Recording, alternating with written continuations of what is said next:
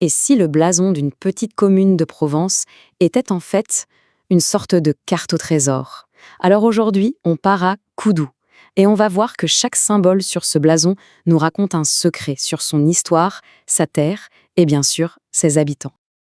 Le voici, le fameux blason de Coudou. Bon, à première vue, on pourrait se dire ok, un soleil, des raisins, une fleur de lys, c'est joli. Mais en réalité, derrière ce dessin qui a l'air tout simple, se cache un véritable puzzle. Un puzzle qui retrace des millénaires d'histoire. La question, c'est vraiment celle-là. Comment un simple écusson peut-il contenir, en quelque sorte, l'âme de toute une ville? Eh bien, c'est ce qu'on va découvrir ensemble en le décortiquant pièce par pièce. Allez, on commence par la base, et c'est le cas de le dire. Tout en bas du blason. Cette partie, elle nous parle de la terre et de ce qu'elle peut offrir de plus précieux. Et ce qui est génial, c'est qu'on n'a même pas besoin de deviner. Les sources nous donnent la traduction directe de ces symboles. Ils ne sont pas juste là pour faire joli, non. Ils représentent les 2 trésors agricoles de Coudou, sa vigne et ses oliviers. Et attention, on ne parle pas de n'importe quel produit. Le cru de Coudou, c'est un vin qui a sa réputation. Et son huile d'olive AOP, elle est carrément célèbre pour son goût si particulier. Donc ce n'est pas juste de l'agriculture, c'est l'ADN du terroir qui est littéralement gravé sur le blason. Et le plus fou, c'est que cette tradition, ce n'est pas du tout un lointain souvenir. Figurez-vous qu'un des plus anciens moulins de la région, il tourne encore aujourd'hui, avec des presses qui datent de 1902. C'est une histoire qui n'est pas juste figée dans un livre, non, c'est une histoire qui se goûte à chaque nouvelle récolte. Allez, on remonte sur le blason, on s'attaque maintenant à la partie supérieure. Ce fond doré et ce grand soleil, eh bien, ils ne sont pas là que pour la déco, non.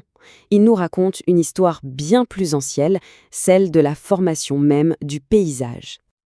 Et là, tenez-vous bien, c'est un peu le moment clé. Le nom même de la commune, Coudou, ça vient d'un ancien mot provençal, codol. Et codol, ça veut tout simplement dire caillou. Du coup, vous voyez où on veut en venir. Le fond doré du blason, ça ne représente pas la richesse, l'argent, non. Ça représente la terre elle-même. Un sol couvert de ces fameux codols, ces pierres rondes qui ont été polies et déposées là par la fonte des glaciers il y a des milliers d'années. C'est incroyable, le nom de la ville est littéralement inscrit dans son sol. Mais ces cailloux en surface, ce n'était pas la seule richesse du sol de Coudou. En creusant un peu plus profond, on a trouvé autre chose, du lignite. Et pendant presque un siècle, cette exploitation minière a écrit un tout autre chapitre de l'histoire de la ville. Un chapitre industriel, qui, lui, est aujourd'hui refermé. Maintenant, regardez bien ce petit coin bleu, là-haut, le canton. Ça peut sembler être un détail, mais ce tout petit carré, il contient des siècles d'histoire politique et carrément l'acte de naissance de la commune telle qu'on la connaît aujourd'hui. Cette fleur de lys et cette bande rouge, ce n'est pas rien. Ce sont les armoiries de la puissante maison d'Anjou.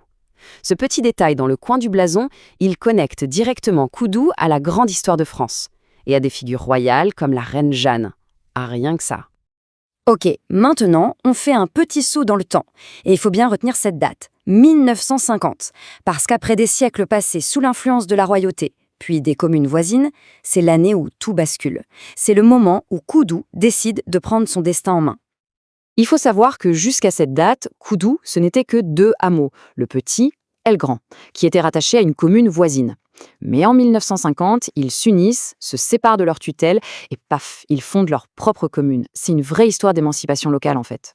Et regardez un peu l'effet de cette décision. Les chiffres y parlent d'eux-mêmes. Une fois maîtresse de son développement, la commune explose. La population a plus que triplé en même pas 50 ans. C'est bien la preuve que cette indépendance, ce n'était pas qu'un symbole. Ça a été le moteur d'un essor vraiment spectaculaire. Bon, on a beaucoup parlé d'histoire, de géologie, de politique, mais alors que reste-t-il de tout ça aujourd'hui? On va assembler toutes les pièces du puzzle pour voir à quoi ressemble la vie à Coudou de nos jours. Eh bien, cette histoire, aujourd'hui, elle se lit à ciel ouvert. Quand on se promène à Coudou, on tombe sur une église du XVIIIe siècle, un château, des oratoires, de magnifiques bastides provençales. Le passé, il n'est pas enfermé dans un musée. Il fait partie du décor de tous les jours. Mais attention, Coudou n'est pas une commune musée, loin de là. C'est une communauté bien vivante, rythmée par des événements qui rassemblent tout le monde toute l'année, du festival de musique au carnaval, en passant par le marché de Noël. C'est la preuve d'une identité forte, qui continue de se construire. Finalement, ce qu'on peut retenir de tout ça, c'est que ce blason, c'est bien plus qu'une simple image. C'est une sorte de capsule temporelle qui nous raconte la géologie, l'agriculture, l'histoire d'un lieu. Et ça nous pousse à nous poser une question un peu plus large. Combien d'histoires comme celle-ci se cachent juste là, tout autour de nous, dans des symboles qu'on croise tous les jours sans même y faire attention ?